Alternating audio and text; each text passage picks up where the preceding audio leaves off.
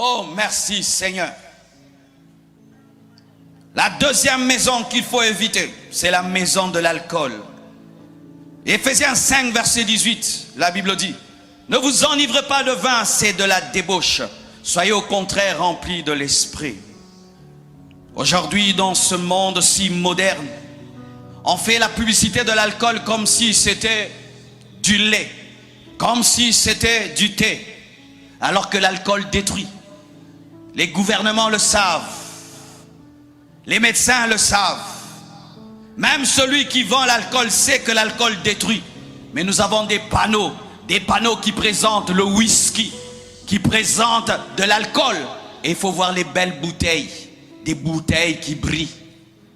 Lorsque tu vas dans un supermarché, tout est normal, mais quand tu vas vers le coin où il y a de l'alcool, on met des lumières dessus. C'est tellement beau et classe, comme si l'alcool n'est pas l'alcool, alors que c'est la mort cachée dans une bouteille.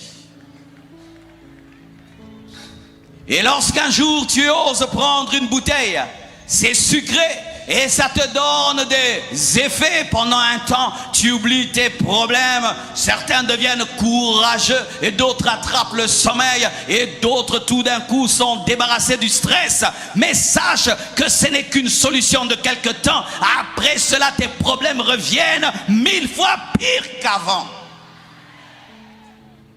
Et tu dois encore acheter une autre bouteille et une autre bouteille. Hier tu dépensais 10 $, maintenant c'est 20, maintenant c'est 100, maintenant c'est tout ton salaire qui finit là-bas et tu tombes dans la pauvreté. Combien de familles sont détruites par l'alcool? Combien de couples meurent à cause de l'alcool? Combien d'enfants se retrouvent sur la rue parce que leurs parents sont alcooliques? Et le monde actuel appelle ça maladie. Non, c'est un démon. L'ivrognerie est un démon. Et ce soir, ce démon va te quitter. Et tu vas devenir un bon père, une bonne mère, au nom de Jésus-Christ de Nazareth. Que les gens enseignent ce qu'ils veulent. Le chrétien peut prendre l'alcool et tout. La Bible dit, ne vous enivrez pas de vin. C'est de la débauche. Combien d'hommes aujourd'hui ont connu des accidents à cause de l'alcool? Combien de gens meurent aujourd'hui à cause de l'alcool, attrapent le cancer à cause de l'alcool, perdent même leur contrôle à cause de l'alcool, deviennent des impudiques à cause de l'alcool, rencontrent des mauvaises personnes dans les bars et dans les boîtes de nuit à cause de l'alcool. L'alcool ne vient jamais seul, il vient toujours avec la pauvreté. L'alcool ne vient jamais seul. L'alcool vient toujours avec la prostitution, l'impudicité. L'alcool ne vient jamais seul. L'alcool vient toujours avec un manque de sagesse. Aujourd'hui, ce sera le dernier jour où tu iras dans un bar. Car aujourd'hui, Jésus va te changer. Jésus-Christ va te transformer. Et lorsque tu essaieras encore de prendre une bouteille d'alcool, tu vomiras, je le déclare, tu vomiras, je le déclare, tu vomiras.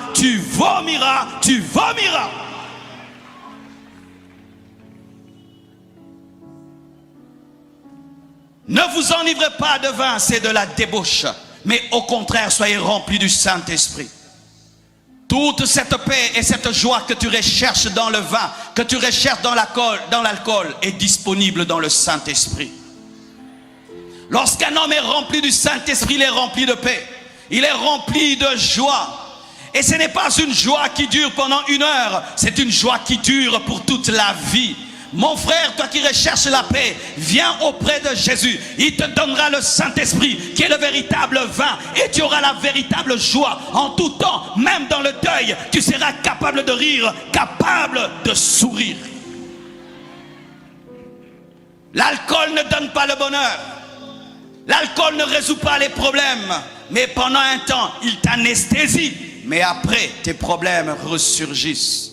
Mais si tu es rempli du Saint-Esprit, tu auras la vraie paix, tu auras la vraie joie.